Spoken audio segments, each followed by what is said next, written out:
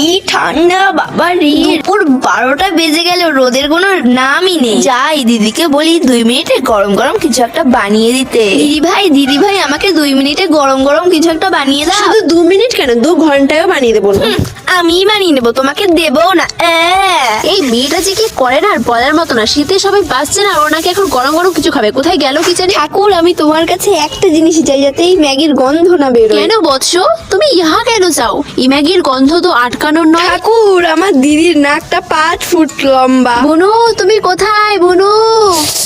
এই ঠান্ডায় গরম গরম ম্যাগি খেতে যা লাগবে না। ও তুমি এখানে? সেই 2 ঘন্টা ধরে তোমাকে খুঁজছি। তো কি হয়েছে, আমিই তো বানিয়েছি, তোমাকে তো বলেছিলাম। ঠিক আছে, আর কি করা যাবে এখন? আপাতত মিষ্টি মিষ্টি দিদি বোনদের নামগুলো নিয়ে নাও। ও হ্যাঁ, জাগিয়া, শিমলা, জবা। আরোহী, স্নেহা, তোমাদের অনেক অনেক ধন্যবাদ। এই পালালো রে।